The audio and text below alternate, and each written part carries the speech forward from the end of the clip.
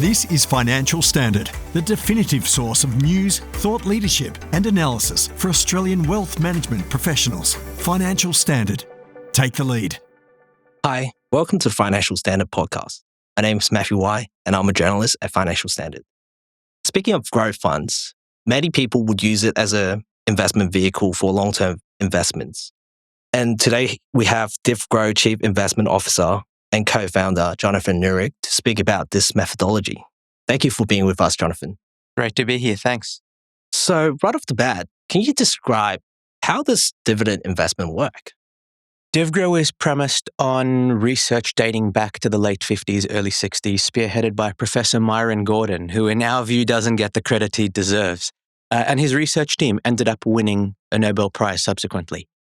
And what they proved was, one, dividend-paying companies outperform those that don't as a category. There are outliers that sit outside that. Those companies that raise their dividend each year outperform more. Those companies that raise their dividends the fastest outperform the most. And they canonize a model known today as the Gordon growth model or the dividend discount model.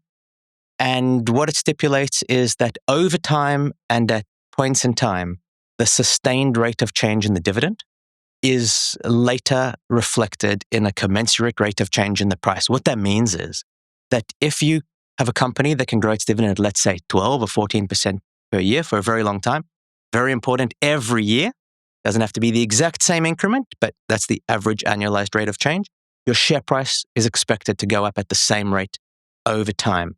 And why is this important? It's important because for the investor, it's a very empowering journey if you're able to execute, to see your staircase of dividend trend upwards and to the right, unlike, say, the roller coaster of the share price, which can fluctuate around the same curve for lots of reasons, some good, some less to do with the business itself. And therefore, the feedback mechanism as the investor is much more palatable, and you increase your chance dramatically of going from A to Z on the compounding journey. So how did you come up with this philosophy of, that you're utilizing in DivGro? I was fortunate to grow up in a household where my father himself had founded a hedge fund and one of the early pioneers of behavior-based investing or the area of behavioral finance. And he understood early that there are two key components to successful investing. The first one is the objective financial merit of the instrument. That's where the entire industry spends its time, spends its focus. But there's just as important secondary consideration, which is that your emotional, psychological framework is properly calibrated with that instrument so that you have a compatible experience, compatible journey to be able to stay on the pathway. And growing up in that environment, you have these two lenses that you bring to every investment decision. Now, after that business of my father's was ultimately sold, he started our family office. I worked there for a long time and decided we have a methodology that has so much merit. People were asking us, please, can we allocate to you? We love the sound of what you do, and it seems to be very successful. And I very much wanted to build something as well. And we put that together. We called it DivGro. And we believe we're extremely unique in that we focus on those dual objectives, and the psychological should never be sidelined.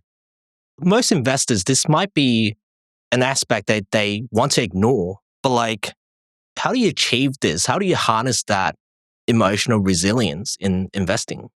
It's a fantastic question. In every pursuit which is challenging and takes a long time, you need to make sure that you're exposing yourself to the right feedback. So if it comes to people trying to get stronger, fitter, lose weight, they'll often sign up to a gym, have a coach, a personal trainer that will help them along that journey, because it can be difficult at 5 o'clock in the morning to get up and commit to going for that run or whatever the endeavor might be. And in the case of investing, all the data is very comprehensive that even in good instruments, whether they're funds, stocks, the average investor in those instruments underperforms the instrument itself because they come in on good news, leave on bad news. They don't necessarily know what to follow.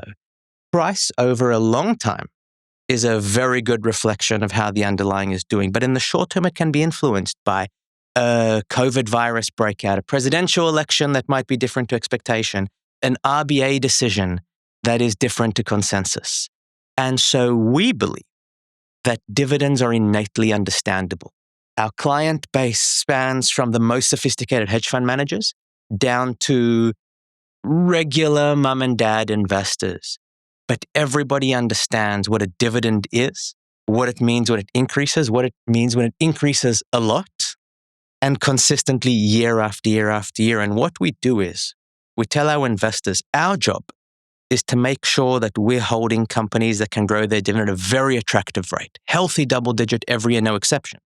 And we transmit that to our investors in 1-minute installments by email every week. Same time. It doesn't matter whether it is your average Friday or Christmas Day. It is arriving at 10:55 into your inbox, and it catalogs not the change in price during the week, but the change in dividend. It is understandable, it is bite-sized, and we take the long-term journey of investing and condense it down into the shortest installment with the most valuable, tactile, easy-to-digest feedback so investors can get through the week. They even tell us that where they have owned the same company, the same security in a different mechanism, something happened where they knew everything about it, they thought it was excellent, but lo and behold, they sold. They were not able to stay the course. But where you overlay that with this enlightened version of feedback, 1 year, 2 year, 5 years later, they're still there, it's still flourishing, and they're still compounding. What you mentioned earlier, a lot of macro events sort of seem to influence the investment decision. When it comes to as a growth fund, how do you select those that grow rapidly and consistently? Most people, when they hear the word dividend, their first question is how much? As opposed to the next evolution of thinking is not how much, but how fast is it growing? And what we are looking for are those companies which are often overlooked for their dividend-paying characteristics because the market is pricing them as a growth company. Their yield or beginning yield is low, even though it grows very rapidly. And as a result, dividend-based investors overlook these companies. It is not uncommon for our dividend growth expectation of a company, and these are large companies, widely held companies, to be double, say, the Bloomberg consensus. Just 2 weeks ago, one of our companies held since the inception of the fund, our estimate was 15 to 16%. For dividend increase, the Bloomberg consensus was 7.7, lo and behold, 15.4. It's a differentiated skill. And what we're looking for are items or criteria, both quantitative, very low payout ratio, very high return incremental reinvestment, high inside ownership, and behavioral aspects. Often our companies are controlled by families, second, third, fourth generation, and their investment horizon is much longer than your typical agent-hired manager. And when difficult times, which are inevitable, happen in the market or the company, we put them through a very intensive study in advance to try and figure out how are they likely to behave to their shareholders, to the rest of their stakeholders under stress. COVID was a good example.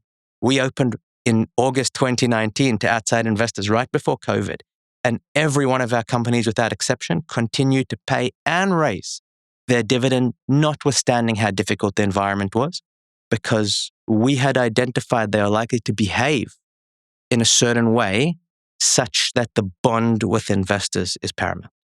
So when it comes to investment and, stock selection, how do you determine when to enter a position and when to exit? As a starting point, we spend an incredibly long period of time studying our companies, and indeed our universe is not so big.